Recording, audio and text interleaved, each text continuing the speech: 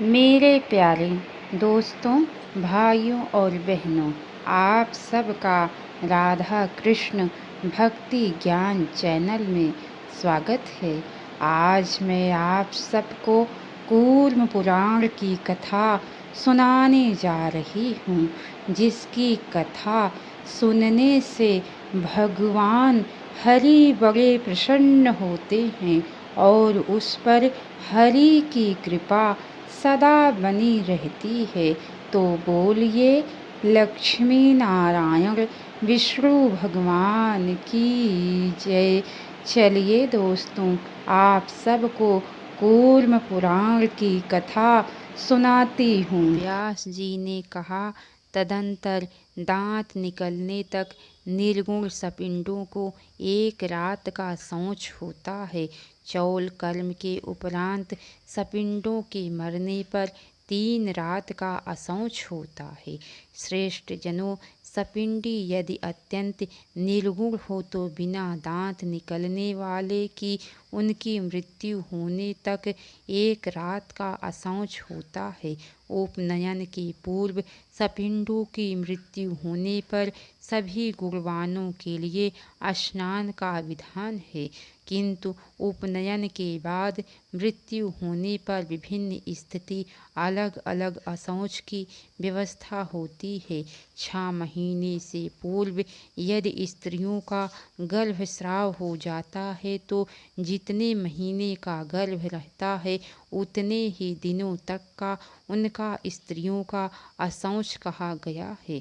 उनके बाद गर्भपात होने पर स्त्रियों के लिए 12 रात्रि का और सपिंडों के लिए सदा शौच का विधान है।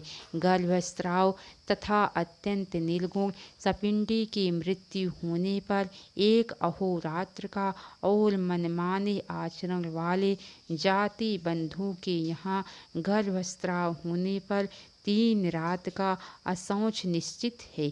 यदि जनना शौच के मध्य दूसरा जनना शौच हो जाए और मरणा शौच के बीच में दूसरा मरणा शौच पड़ जाए तो प्रथम अशौच के जितने दिन शेष रहते हैं उतने ही दिनों में दूसरे अशौच की भी शुद्धि हो जाती है। किंतु प्रथम अशौच 1 ही दिन का बचा हो तो 3 रात का अशौच हो जाता है।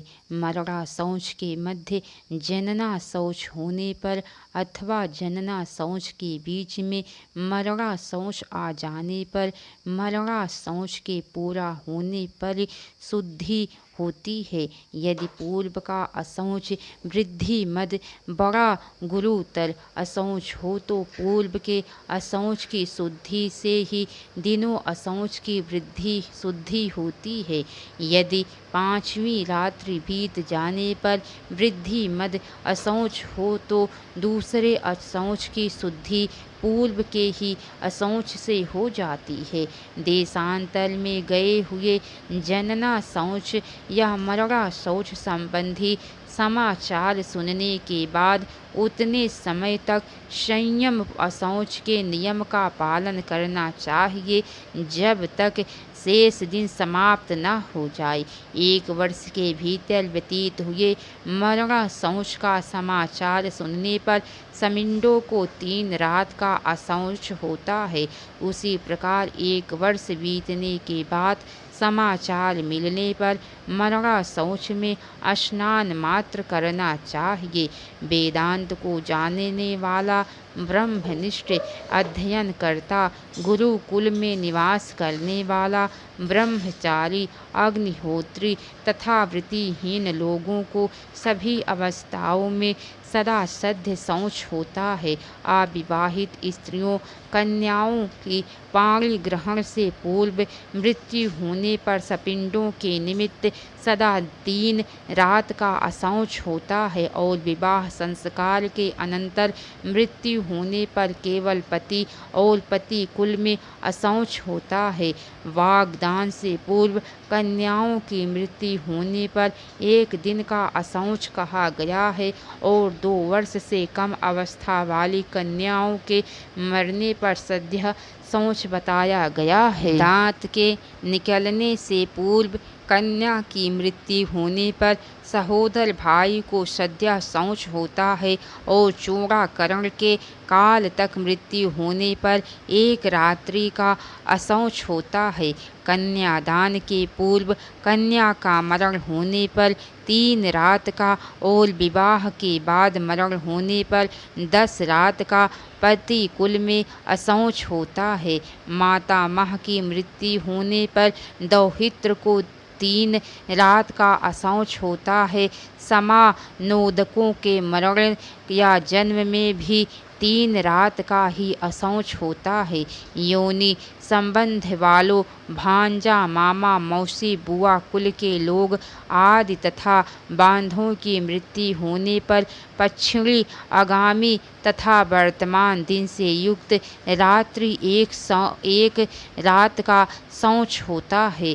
गुरु एवं सहपाठी के मरण में एक रात्रि का असौच बतलाया गया है।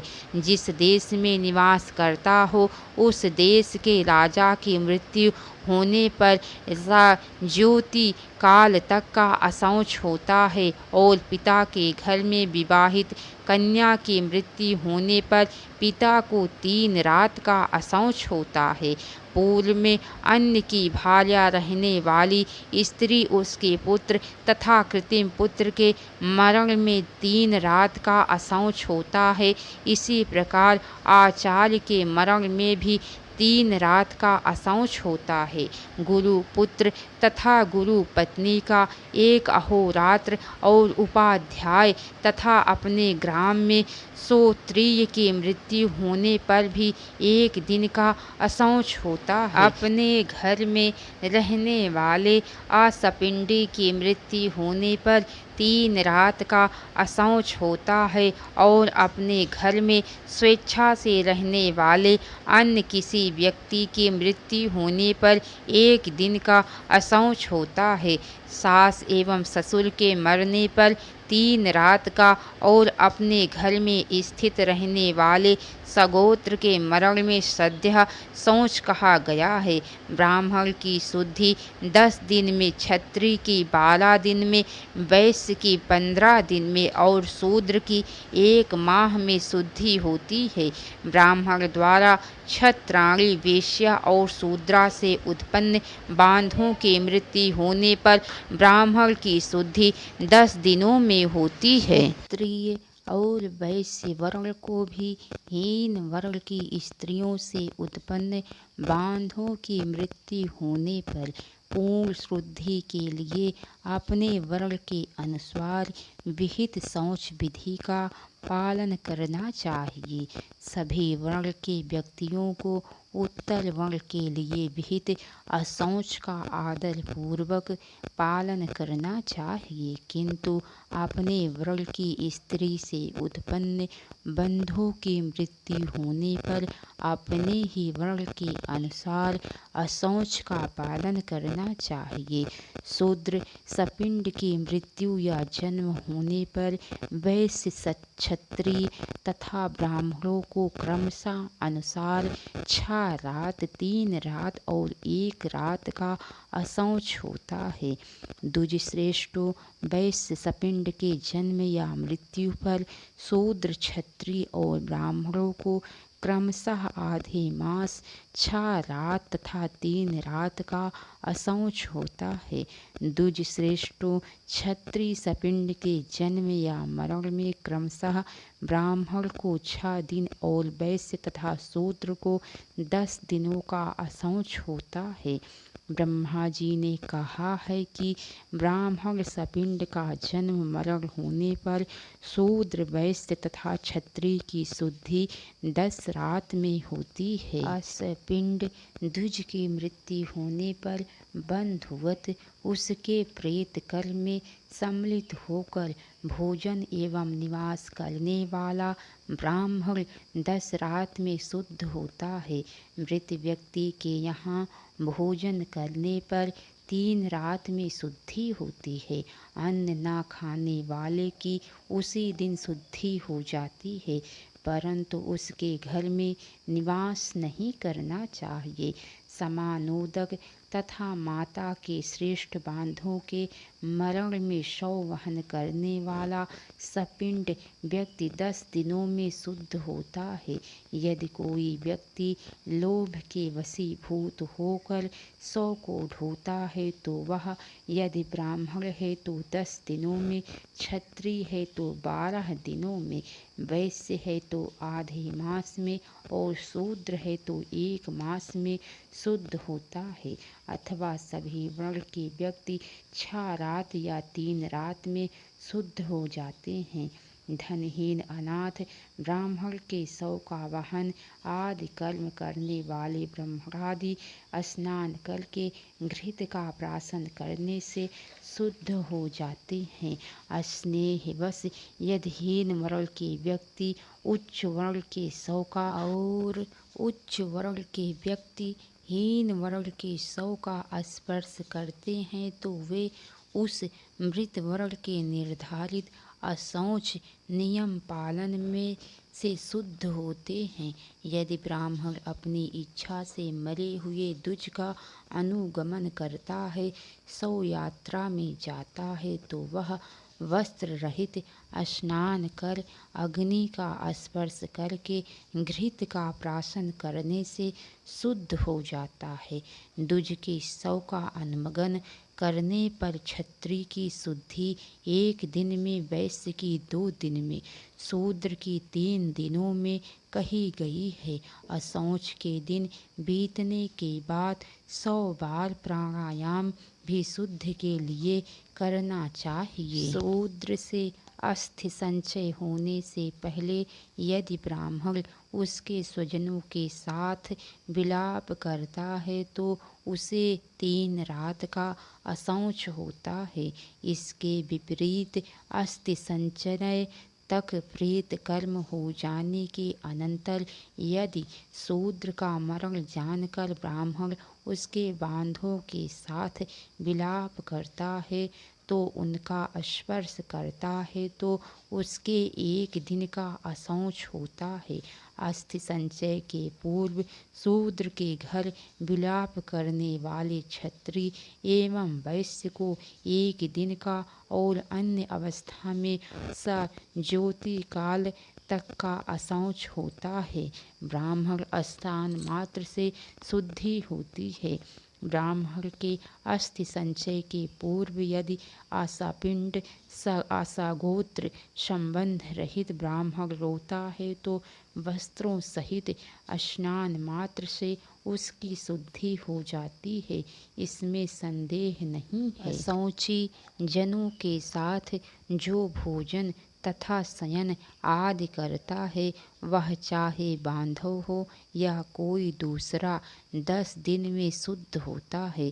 जो इच्छा पूर्वक उनका 1 बार भी अन्न ग्रहण करता है तो वह अशौच पूरा होने पर स्नान करने से शुद्ध हो जाता है। दुर्भिक्ष से पीड़ित व्यक्ति जितने दिन तक उस अशौची का अन्न ग्रहण करता है उतने दिनों तक का उसे अशौच होता है। तदंतर उसे प्रायश्चित करना चाहिए। अग्निहोत्री द्विजों का दाह काल में अशौच आरंभ होता है, अतः तभी से इनके मरण के निमित्त नियम का पालन करना चाहिए। सपिंडों के मरने तथा जन्म में भी अशौच का पालन करना चाहिए। पुरुष की सपिंडता 7वीं पीढ़ी में समाप्त हो जाती है। अपने वंश के मूल पुरुष का नाम ज्ञात न होने पर समानोदकता नष्ट हो जाती है। पिता, पितामह तथा प्रपितामह इन तीनों से आगे के पितर लेप भागी होते हैं। 7 पुरुषों तक सपिंडता होती है। अविवाहिता कन्याओं की सपिंडता उसके पिता 7 पुरुषों पीढ़ी तक में होती है और विवाहित स्त्रियों की सपिंडता उसके पति के साथ 7 पीढ़ी तक होती है। बढ़ई, शिल्पी, वैद्य, दासी, दास, दाता, व्रत परायण, ब्रह्मज्ञानी, ब्रह्मचारी, यज्ञकर्ता, व्रती ये सभी किसी का मरण होने पर स्नान मात्र से शुद्ध हो जाते हैं। इसी प्रकार अभिषिक्त राजा एवं प्राण की रक्षा करने वाले अन्नदाता को भी सद्यः शौच होता है। यज्ञ विवाहारंभ, देव पूजन का आरंभ हो जाने पर तथा दुर्भिक्ष और उपद्रव की स्थिति में सद्यः शौच होता है। क्षत्रियों तथा ब्राह्मणों के साथ मामूली लड़ाई अथवा झगड़े आदि में मरने वालों तथा विद्युत आदि सर्पादि के कारण मरने वालों का सद्यः शौच कहा गया है।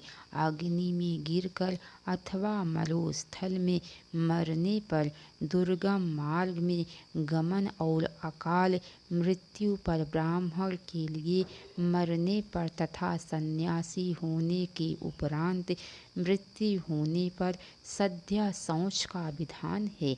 विद्वानों ने नैष्ठिक अर्थात जीवन भर ब्रह्मचर्य का व्रत धारण करने वाले ब्रह्मचारी, वानप्रस्थ, धर्मावलंबी, यति तथा ब्रह्मचारी की मृत्यु होने पर और पतित व्यक्ति की मृत्यु होने पर अशौच नहीं कहा गया है।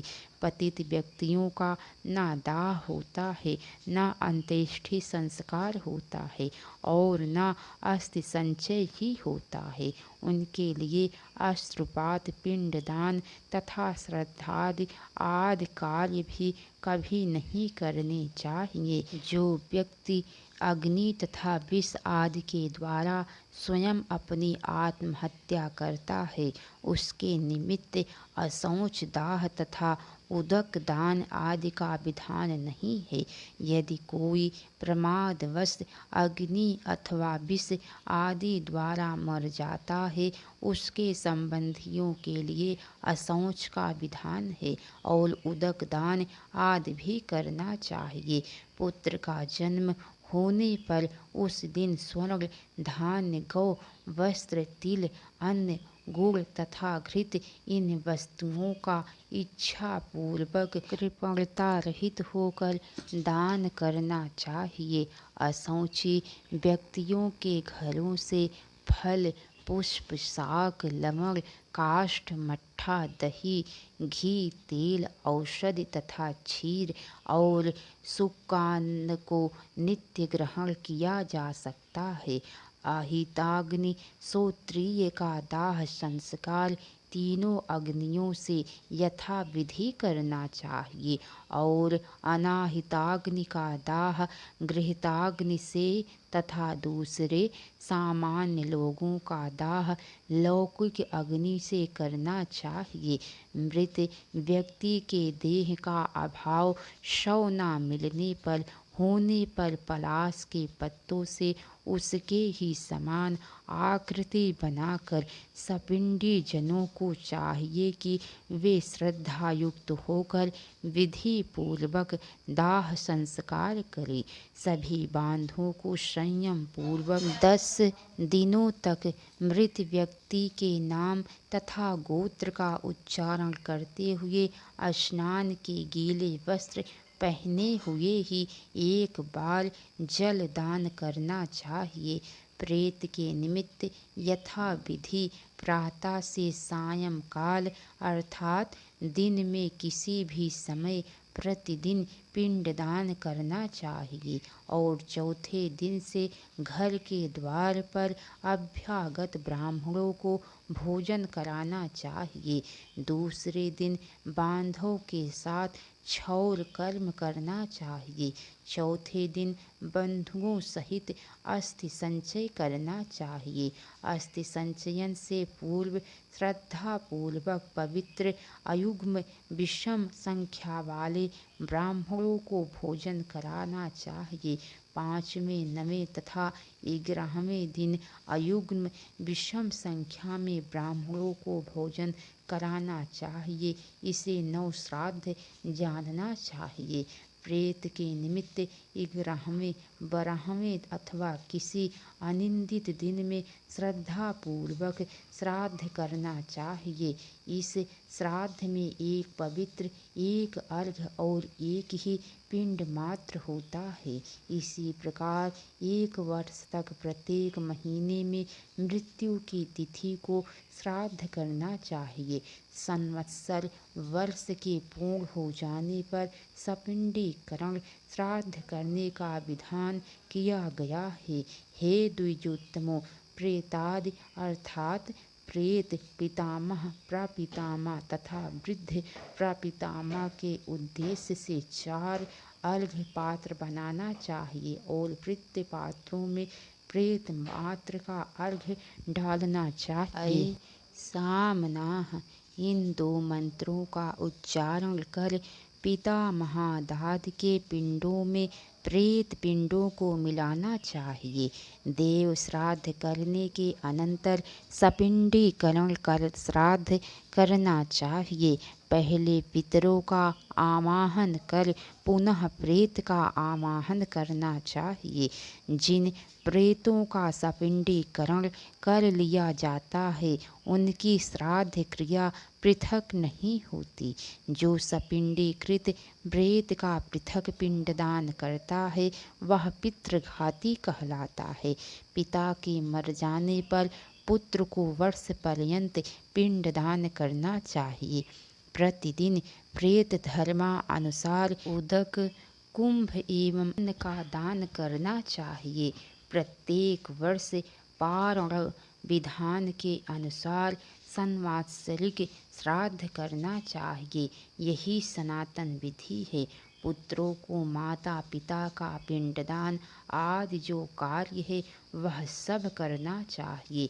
पुत्र के अभाव होने पर पत्नी करे और पत्नी के अभाव होने पर सहोदर भाई करे, अथवा पुत्रादि श्राद्ध न कर सके या इनके अभाव में सभी दान आदि कर्म करने के बाद समाहित होकर मनुष्य को श्रद्धा पूर्वक यथा विधान जीते हुए ही श्राद्ध कर लेना चाहिए। इससे श्राद्ध की अनिवार्यता स्पष्ट है। इस प्रकार मैंने आप लोगों पर गृहस्थों की क्रिया विधि सम्यक पूर्वक से बतलाई। स्त्रियों का तो पति की सेवा करना ही एकमात्र धर्म है, उनका अन्य कोई धर्म नहीं कहा गया है। नित्य अपने धर्म का पालन करने वाला और भगवान में समर्पित मन वाला वेद यज्ञों द्वारा बताए गए उस परम पद को प्राप्त करता है। व्यास जी ने कहा, सदैव सायं और प्रातः अग्निहोत्र करना चाहिए। पक्ष के अंत में अमावस्या और पौर्णमासी को हवन करना चाहिए। द्विज को फसल कट जाने पर नवषष्ठी ऋतु की समाप्ति पर किया जाने वाला यज्ञ एवं अयन के अंत में अर्थात 6 महीने पर संवत्सर के अंत में सौमिक याग करना चाहिए। दीर्घ आयु की इच्छा करने वाले अग्निहोत्री द्विज को नवषष्ठी किए बिना नया अन्न नहीं खाना चाहिए। नवीन अन्न का अग्नि में हवन किए बिना अन्नमान्न खाने का इच्छुक व्यक्ति अपने प्राणों को ही खाना चाहता है। प्रत्येक पर्वों में नित्य ही सावित्री होम, शांति होम करना चाहिए तथा अष्टकाओं और नवष्टकाओं में नियम से नित्य पितरों की अर्चना करनी चाहिए। गृहस्थ आश्रम में निवास करने वाले 3 वर्णों ब्राह्मणों का यह नियमित श्रेष्ठ धर्म है। अन्य धर्म अपधर्म कहलाता है। नास्तिकता अथवा आलस्य के कारण जो अग्नियों का आधान एवं यज्ञ से यजन नहीं करना चाहता वह बहुत से नरकों में जाता है। विप्रो आज्ञाधान आदि कृत्य न करने वाला वह दुर्मति तामिश्र, अंधा तामिश्र, महारौरव, रौरव, कुंभी पाक, वैतरणी, अशी, पत्रवन, तथा अन्य घोर नरकों को प्राप्त कर बाद में अत्यंजों के कुल तथा शूद्र योनि में जन्म लेता है। अतः विशेष रूप से शुद्धात्मा ब्राह्मणों को सभी प्रकार के प्रयत्नों द्वारा अग्नि का आधान कर परमेश्वर का यजन पूजन करना चाहिए। द्विजों के लिए अग्निहोत्र से श्रेष्ठ कोई अन्य धर्म नहीं है। इसीलिए अग्निहोत्र के द्वारा नित्य शाश्वत पुरुष की आराधना करनी चाहिए, जो अग्नि का आधान कर फिर आलस्यवश यज्ञ द्वारा देवता की आराधना नहीं करता, वह व्यक्ति मूढ़ होता है। उससे बात नहीं करनी चाहिए। अधिक क्या, वह मनुष्य नास्तिक होता है जिसके पास सेवकों के पोषण हेतु 3 वर्ष के लिए पर्याप्त अथवा उससे भी अधिक भोजन सामग्री विद्यमान हो, वह सोमपान का अधिकारी होता है। सभी यज्ञों में सोम याग सबसे श्रेष्ठ है। सोम द्वारा सोम में स्थित महेश्वर देव की आराधना करनी चाहिए। ब्राह्मणों की मुक्ति के लिए साक्षात पितामह ने आरंभ में ही शुभ धर्म बतलाया है। वह श्रौत तथा स्मार्त नाम से 2 प्रकार का है। 3 आवानेह दक्षिणाग्नि ग्रह पात्याग्नि अग्नियों के संबंध में श्रौत धर्म होता है। अस्मार्त धर्म को मैंने पूर्व में बता दिया है। श्रौत धर्म अधिक श्रेय कर है, इसीलिए श्रौत धर्म का पालन करना चाहिए। कहे गए ये दोनों धर्म वेद से ही निकलते हुए श्रुति तथा स्मृति के अभाव में शिष्टाचार ही तीसरा धर्म होता है। परिवृषण रामायण महाभारत एवं पुराणादि ग्रंथ सहित वेदों का धर्म पूर्वक ज्ञान प्राप्त करने वाले और दया अहिंसा सत्य आदि 8 आत्मिक गुणों से संपन्न ब्राह्मण सदैव शिष्ट कहे गए हैं। इनके शिष्ट जनों के अंतःकरण द्वारा जो समर्थित होता है, विद्वानों द्वारा उसे ही धर्म कहा गया है। अन्य लोगों के अभिमत को धर्म नहीं कहा जाता, यही निश्चित सिद्धांत है।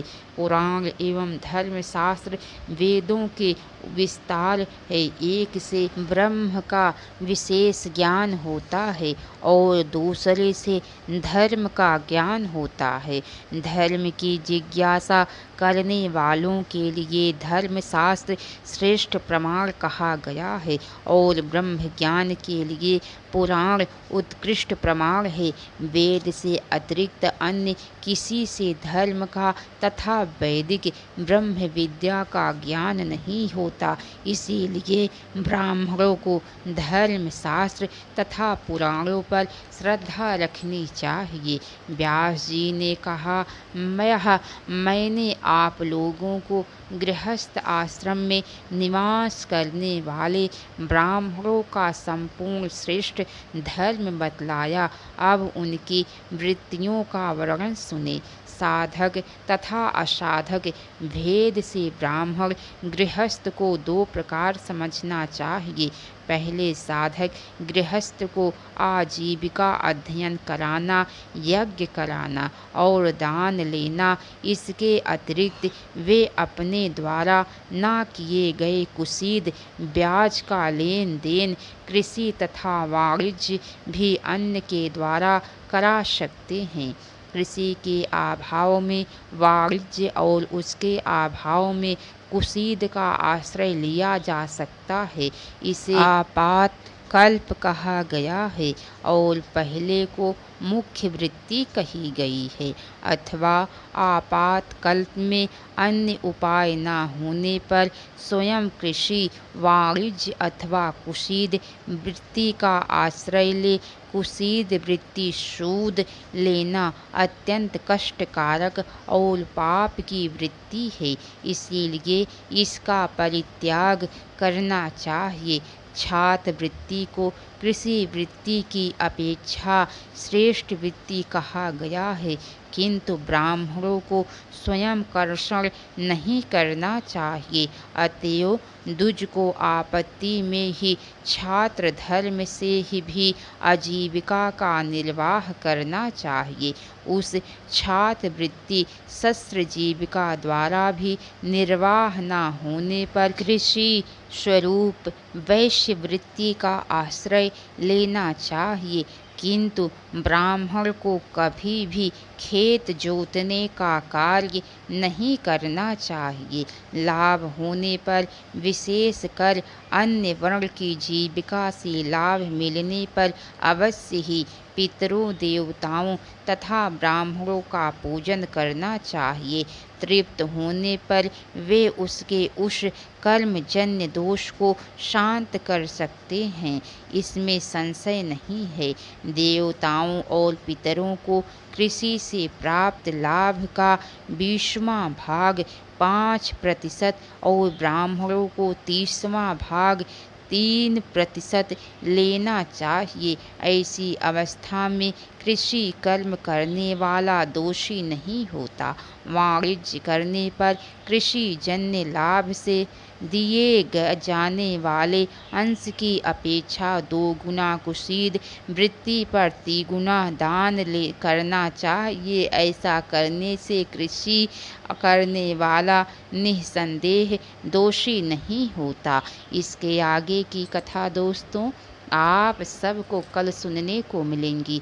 तो कैसी लगी कथा लाइक करके कमेंट बॉक्स में ज़रूर बताना।